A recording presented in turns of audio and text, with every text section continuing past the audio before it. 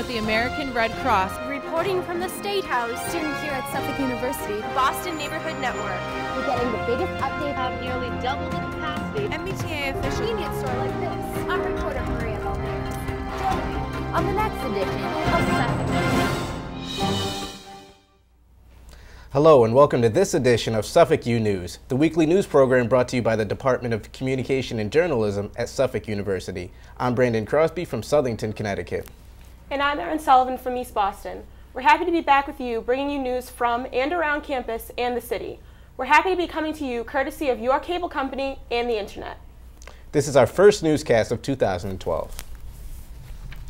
It's a new year and we have a new president. He's only been here for a few days, and he's already making his rounds on campus. Students and staff gathered at President James McCarthy's town meeting Tuesday. He assembled the meeting to introduce himself to the Suffolk community and let people ask questions.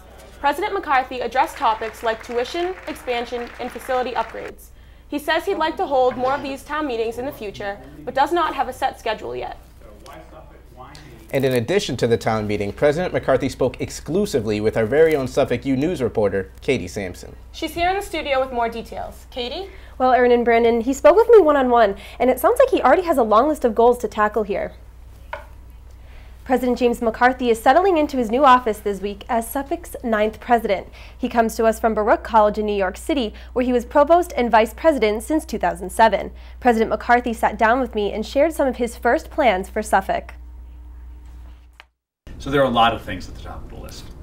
President James McCarthy was put in the hot seat this week, sharing some of his goals as Suffolk University's new president.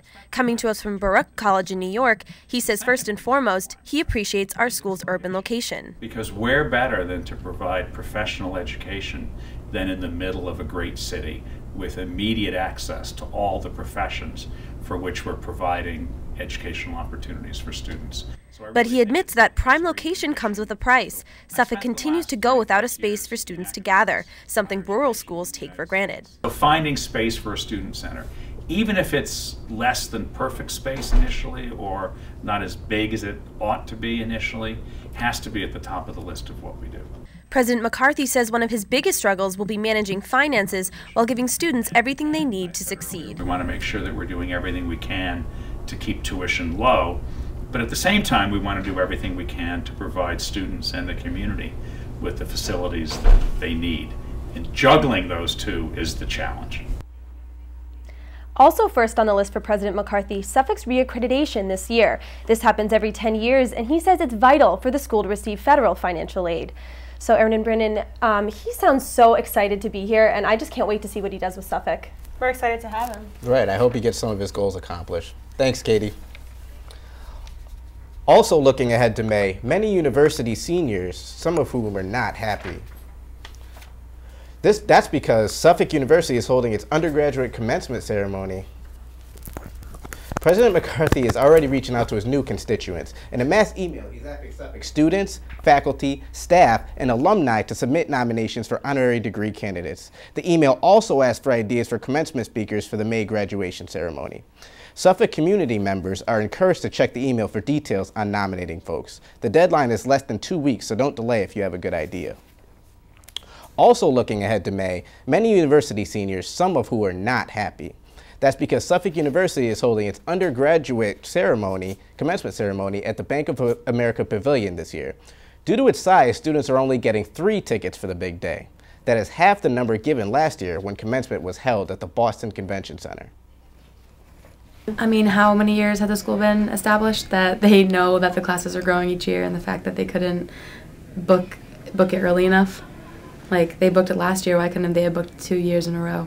I mean, I'm sure there's factors I don't know, but in reality they need to be accommodating to their class if they're going to willingly accept more and more each year. Graduation for both the College of Arts and Sciences and the Sawyer Business School is set for May 20th.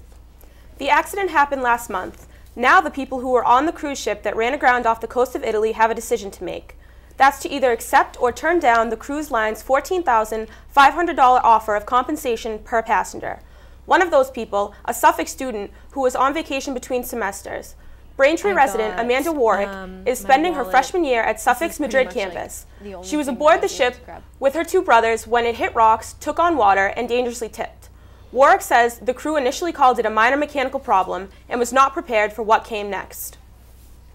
Then we heard like 7 beeps and then followed by a long one, and I think that was the emergency drill to abandon ship. We ended up jumping onto this lifeboat.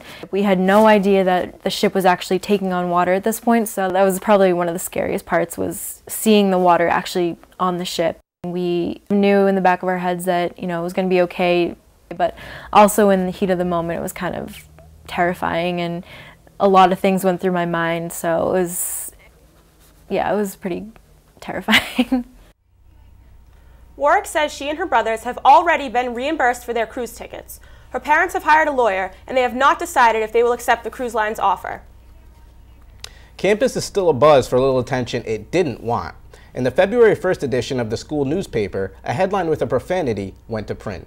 We have decided not to repeat the swear word, but the Suffolk Journal editors say in their apology to the campus community it made the paper by accident. The editor who made the mistake has been suspended from the paper for 3 weeks. He and other journal editors refused our request to go on camera. Trading textbooks for tablets. A Harvard professor is helping Apple launch a new app that lets students download the textbooks straight to their iPads. Apple has already partnered up with a few local publishers interested in the iPad app. Participating schools will give each student a tablet and a password to download the required text. Each digital textbook will cost $15, quite a bit less than your average textbook. Downtown Crossing continues to revive its image.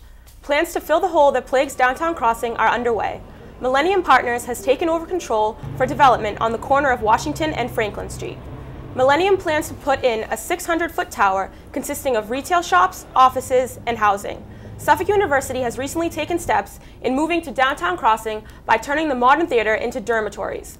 This new tower could potentially be what Suffolk needs to move more of the university into the downtown area. An old bridge will soon be getting a new look, a look that will cost $20 million. Almost 100 years old, the Anderson Memorial Bridge connects Harvard's Alston campus to Harvard Square. The project is a part of the Accelerated Bridge program. It was put in place to repair over 500 bridges throughout the state. The renovations will take the bridge from a 4-lane road down to 3. There will also be new pathways that will allow for a bike lane and wider sidewalks. Construction is expected to start this spring and to be continued by the summer of 2014. The Pats may have lost the Super Bowl last week, but Eric Chuck says win or lose, he will continue to show his support the best way he knows how to. The owner of Chuck Auto Body in East Boston has spent the past decade getting more and more creative with his car-themed fan art. The Super Bowl was no different.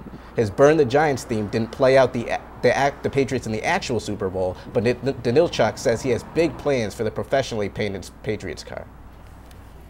I was going to raffle it, sell like $50 raffles and try to raise enough money to A, pay for the car, and then whatever proceeds over that, maybe donate to the Myra Craft Foundation. As for the Giants car, Chuck says it can't be crushed soon enough. As college students, we of course study a lot. But we also like to have a good time, and there's always a lot going on from which to choose. So today on Suffolk U News, we begin a special series of reports about what's happening on campus and around town.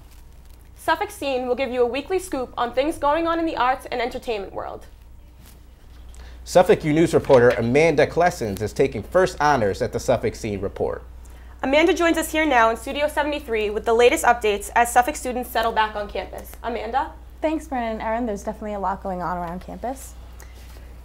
Suffolk students are trying to get 10 Seconds of Fame. MTV hosted interviews on campus earlier this week for its reality show Made, a segment asking students what they want to be made into. Students had to apply and interview for spots, and 30 students were able to pitch their dream to an MTV producer. One student who landed an interview told us what Made could do for him, and Director of Student Leadership and Involvement Dave DeAngelis shares how the show could benefit students. It could get me back in shape, maybe for career opportunities too. Like I'm majoring in crime and justice, so yeah, I think it could help me with my career too. I think it can be a great opportunity for some students to have some help, and I think MTV has some influence, maybe securing them the ideal internship or maybe the dream job after graduation. MTV's crew also plans holding auditions at Boston University while they are